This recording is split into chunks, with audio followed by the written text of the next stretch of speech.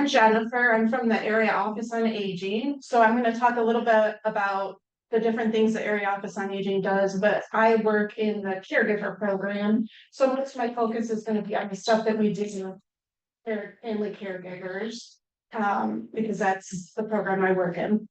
So there we go, the Area Office on Aging. Justin Moore is our president and CEO. I'll have our contact information up later too, and I can give you that as well. Like I said, I'm from the caregiver program. The Area Office on Aging, we service Northwest Ohio, so that's 10 counties. All the ones listed there: Lucas, Wood, Erie, Sandusky, Ottawa, Henry, Williams, Fulton, Defiance, and Paulding County. So if you live in any of those counties, we can help you. For the caregiver program, you as a caregiver don't necessarily need to live in one of our counties, but the person you're caring for does. So if you are an out-of-town caregiver and living in even in a different state, there are certain things that we can do to try and help you through the caregiver program. Excuse me, what would Hancock County be under? That I do not use it, but I can read. Give me a second. It's 3 through Weimar. Yes, three. I did bring our resource guides. In the front of it, there is a map of Ohio, and it has each of the Area Office on Aging's listed for what county you might live in, if not for Northwest. Okay, thank you. For the caregiver programs, though, each county, not each Area Office on Aging does them a little differently. So if you live in one of those other counties, especially for the caregiver program, you would want to contact them directly to see what services they provide for their caregivers. Thank you. So for our caregiver program, a lot of the things that we do are that information and assistance. If all you're needing is a little bit of help, a little bit of guidance of what you're needing, we can just strictly provide you that information and assistance. We do caregiving counseling, where as a caregiver, if you're ever feeling overwhelmed with that caregiving role, we do offer counseling services at no cost to you. They're on a temporary basis, but to try and help you maybe go through some of those issues that you might present as a family caregiver. We also do educational things. As the caregiver support program, I brought some of these flyers too. Those are in the back. So we do a virtual caregiver educational series. We do that once, sometimes twice a month. The one is in the evening and one is in the afternoon, where we have different speakers speaking on different topics that all are geared towards caregiving. If you want to participate in any of those, you can do it over Zoom. We do it over Zoom, so you can use computer, smartphone, or you can just call in on a landline and listen in. Occasionally, we do them in person in Lucas County and out in Henry County. But those are, even if we're doing them in person, we still do them over Zoom so you can listen. They are not recorded, so it is a live stream. So if you want to participate, you do have to participate at the time that we're offering them. And then the other thing that we try and do for family caregivers is respite, which basically just means trying to give you as a family caregiver a little bit of a break. And so we do that on a temporary basis. For the caregiver program, all the services we offer are under the Older Americans Act. We get funding at the beginning of each year. So as we use it throughout the year, when it's gone, it's gone. So we try, sometimes at the end of the year, we might not have the funding available to help. When is the end of your year? Calendar year. Okay. So January, December, is when you can use it. You can use our services every year for respite for those paid Once a year. So for our respite, the way it works is we offer it in a couple different ways. It's an either or, pick how you want to try and use it. So the first way we offer that respite would be doing some in-home services, where we would bring one of our contracted home care agencies in to sit with your loved one so you can get away and get a break. And so then we offer that just for a couple months out of a year for a certain amount of hours each one of those months. The thing about in-home though, it is dependent on staffing. So unfortunately, sometimes we can't staff that because we have to use the agencies that contract with us as a program. So right now, we only have 3 home care agencies that we contract with, so sometimes that unfortunately limits what we can Can you do. tell me who they are? Off the top of my head, we have ABC, we have First Choice, and I think the other one is Cambridge. Thank you. Yep, and then instead of doing in-home, we do offer adult day services as well as a respite. The adult day we contract with is here, actually in this building for Memory Lane. Where you would bring your loved one in and have them attend the adult day so that you can get a break. Same thing with home care. It's limited as to how often we do that. It's usually 3 months. And we offer like maybe a day a week where we would help assist with the cost of that so that you can bring your loved one here. And give yourself a break. The adult day is a great way for not only you as a caregiver, but the person you're caring for to have them come and spend the day and do some activities and get out of the house themselves. But as a caregiver, that gives you a whole day to do whatever those things that you aren't able to do, or doctor's appointments, whatever that might be, just going to a park and sitting, whatever you want. So the only agency that we contract with for adult day is Memory Lane. They have an office here in Bowling Green, and then they have one in Lucas County on Reynolds Road. So depending on where you're living at, would depend on which one of those facilities you're in. So the last way we provide respite through the caregiver program would be a respite stay at a facility. And that facility would be of the caregiver's choice. We usually ask that you give us a couple choices of where you would want your loved one to be, so that we, in case maybe that first choice doesn't have a bed available, we can quickly move on to those other choices. For a respite stay, you can use it once a year. And really the amount of time that we give really depends on what funding money we have available. If we have a tight year where we don't have a lot of money, we might limit the amount of days that we offer. If we have more money to use, a lot of times we'll do up to 11 days. So when you have other programs going on with that 11 days, if you have agencies, we do have a lot of I'm gonna use the word facility, I'm sorry.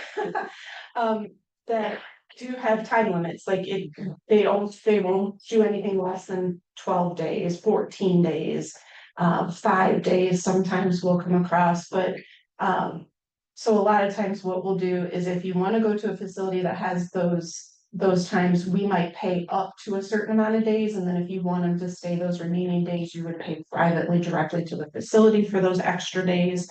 If we have hospice involved, a lot of times what we'll do is we will ask them to do, because usually they'll do like a 5-day stay at a facility. So we'll ask them to do the first 5 days you might need, and then we'll pick up the rest of those days. Like say if you're going out of town and you need 10 days, that way you can use 5 of hospice's days, 5 of our days, and then you have 5 more or maybe 6 more of our days left that you can use later in the year and combine it again with hospice, so that you can get more of a longer stay in case you need to go out of town, or maybe you're having your own health issues and you need your loved one to be somewhere while you address those. How far in advance do you have to let you know, and do we call you? So for our program, as a federal program, you do have to apply for our program. There's an application process that you have to fill out an application, and then we come out and meet with you and do a home visit. So that can take a little bit of time, just getting the application and getting those appointments set up. But once you are in our program and we've done those things, usually we need about 2 weeks notice. Okay. And that would be the same way as if you used it one year and you want to use it the next year. We don't necessarily, you don't have to fill another application out, we don't have to come back out and meet with you. We just would need, maybe a quick update over the phone and then getting those things set up. And the things that we need is at least that 2-week notice. If you have more, that's great, because then we can have it set so that we know you're gonna use it. And we need 3 choices of facilities that you're looking to.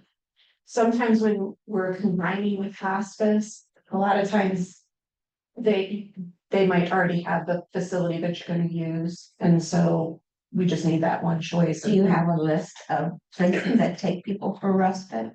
So we do not, we provide a list of nursing homes and assisted living facilities, because depending on the person you're caring for, you could go to either or.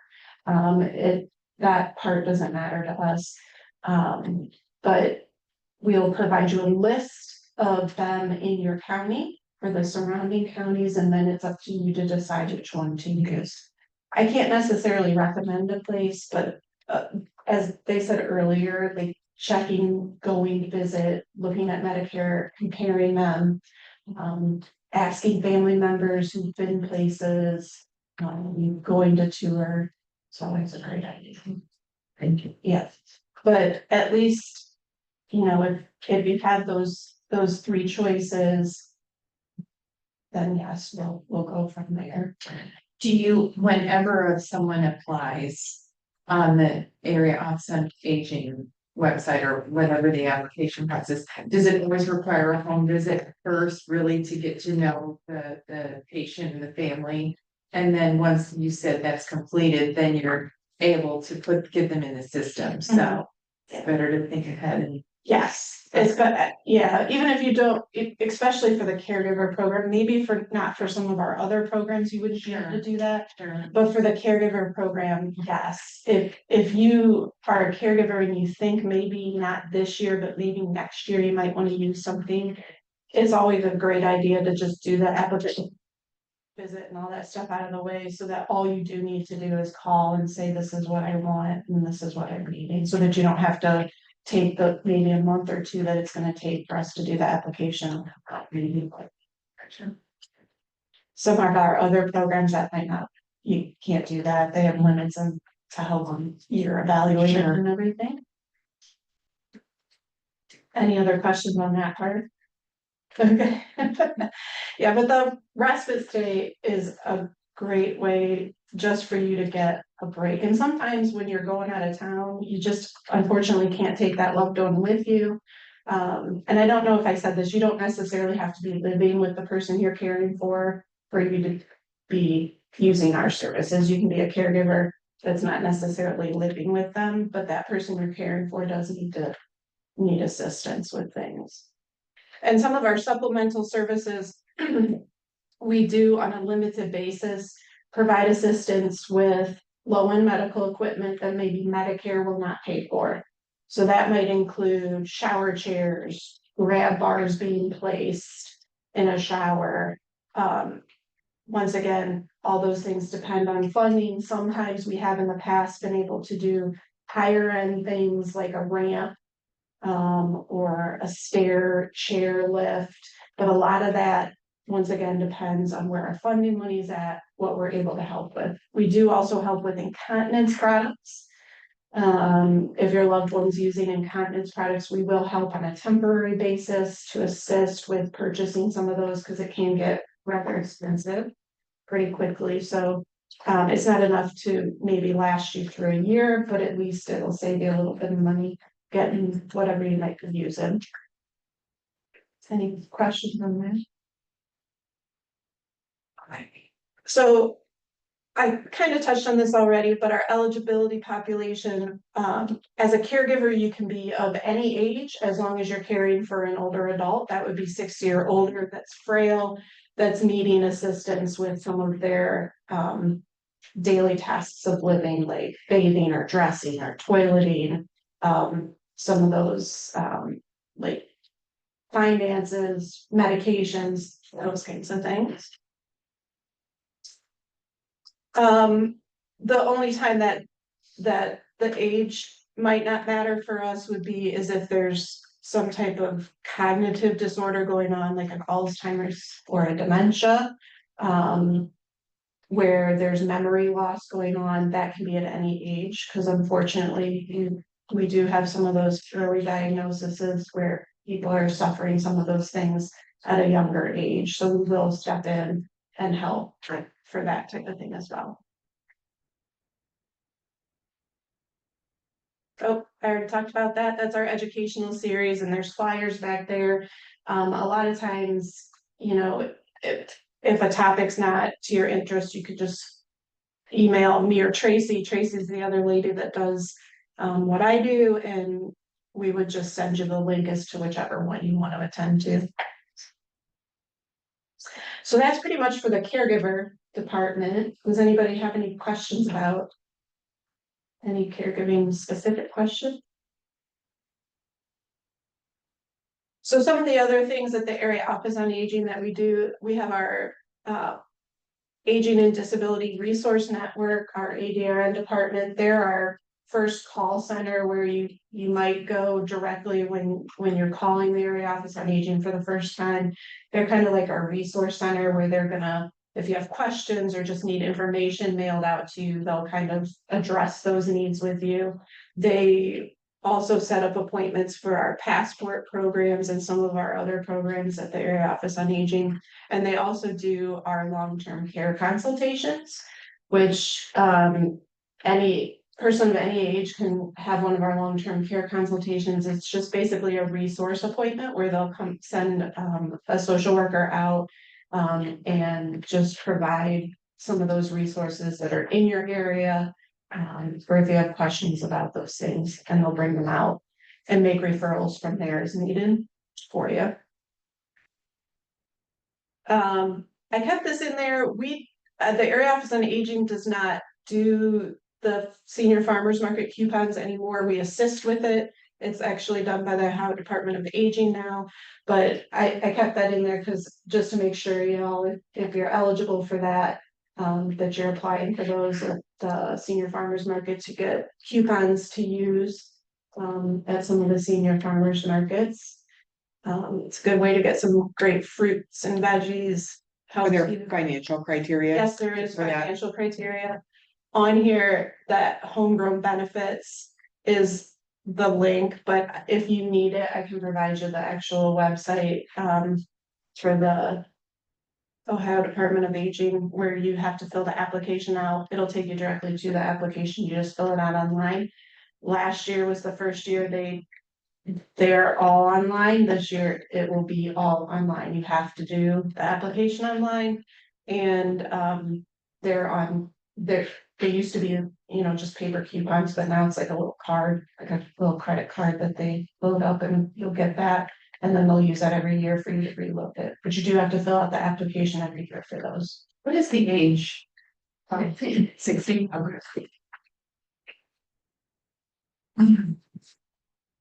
So the other big program at the Area Office on Aging is our passport program. It's a Medicaid waiver program where they try and keep people in their homes as long as they're able to.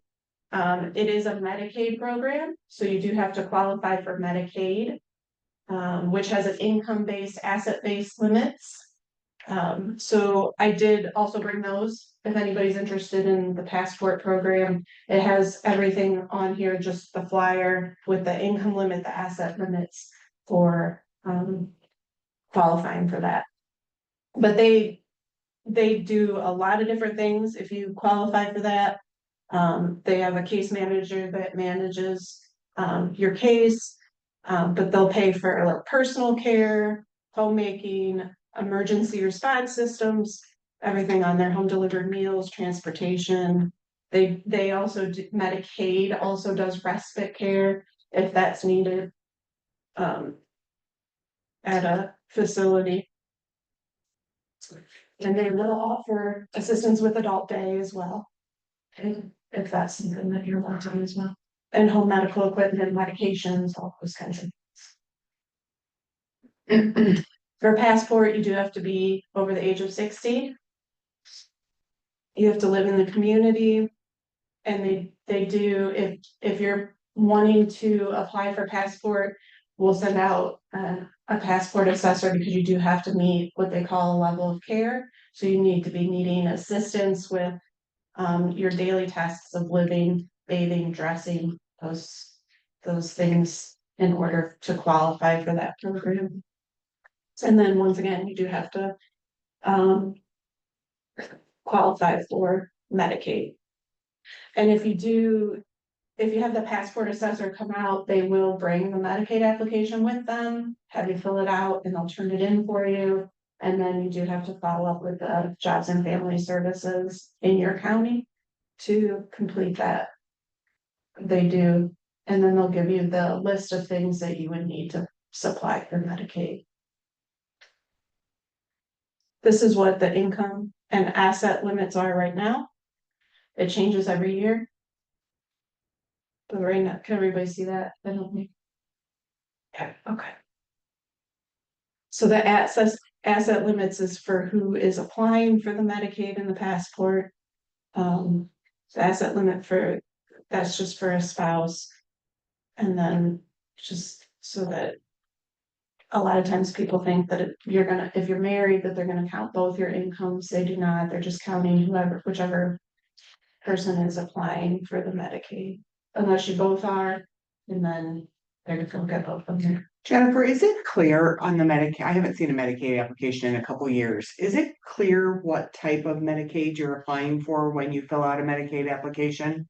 That I do not know, because working in the caregiver program, we are not a Medicaid program. We don't take Medicaid, so I don't work with Medicaid, but in the past, the last time I saw a Medicaid application, it's a checkbox at the top of it where you have to check which one you're applying for. I think that's where a lot of people get really hung up because there's, traditional Medicaid that is just your income based and all of that, which the limits. I was gonna say, this $700, is for, yes, something like this is that. for this is for, Yeah. if you're applying for just Medicaid itself. Yeah, The income is that's much not it. lower. Yeah. Yeah, that is not. But then there's like long-term care, nursing home Medicaid. There's all those different, I always instructed people if they were filling out an application. Yes, that part at the top, but there's also a section somewhere on that first page, I think, that says, does the person applying need in-home or nursing home care? I said, you have to check that, yes, because if not, they're gonna think you're applying for regular traditional Medicaid. You're correct. Yeah, okay. And so a lot of times with that, if you are planning to apply for passport, that's the sole reason why you want to apply for Medicaid, I would encourage you to have the passport assessment first. Call the area office on aging, get a passport assessment scheduled, because like I said, that assessor will bring the application out with you. Have you fill it out while they're there and turn it in for you. So when we're filling them out, there shouldn't be any doubt what you're applying Yeah, for. because But those are yeah, confusing forms. I mean, there's a lot to them, and if yeah, you have the opportunity to have someone sit there and help you while you do it, that's correct. amazing. Yeah. So if this Senate bill or whatever passes, is that gonna change things dramatically for? I'm sorry, I You can't don't know? answer those questions. Nope. Okay. For one, we ourselves don't know, and I am not in a position So to. you just continue and, but it could stop like some of these. Unfortunately, yes, especially for the caregiver program, we are tied to federal funds, so. If those are cut, then yeah. Those programs could be cut, yeah, most definitely. Unfortunately. The way I understood it, though, that I've been reading up, because I'm very interested in it as well.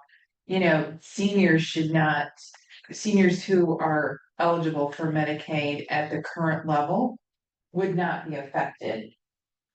Yeah, that's what I understood in what I've read on it, but I'm not an expert by any stretch, so. Gotcha. If you are on Medicaid programs already and there are cuts that are made, they will they'll let you know that. As soon as they know it. Mhm. And that's it. this is my contact number. I have my cards if you want it. If anybody would like an application for our program, you can give me your information and I can mail you out our application. You can just fill it out and get it back to us. We'll contact you when we get it. Does anybody have any questions or something specific resource wise that I didn't go over? This is more of a general question in terms of the caregiver side of things. Anything that you could say to maybe encourage someone who doesn't think they could use your services, really could use your services? It's a good question. Yeah, it's hard. Sometimes it's hard to get people to ask for help. So yeah, just if you have like a parent that's caring for their spouse, and a lot of times I would say, you know, getting our information and bringing it to the house and then getting it again and bringing it to the house. A lot of times for the caregiver program, just having them call us with questions. Because for us, the consumer for the caregiver program is strictly the caregiver, not the person you're caring for. So everything we're gonna do is to try and help that caregiver. So sometimes approaching it as that, you know, it's for you to try and get some relief. But yeah, it can be difficult because sometimes you don't see yourself as a caregiver. But that's why I mentioned too, that you don't have to be living with the person that you're caring for, because sometimes you can be just helping mom or dad, or go to the grocery store, or, you know, go to doctor's appointments. But, so you're not maybe necessarily viewing yourself as a caregiver. However, if you go out of town, they can't last that week alone while you're gone. So kind of rethinking about what things you're doing. And yes, those things might not trigger in your mind as being caregiving, but they are.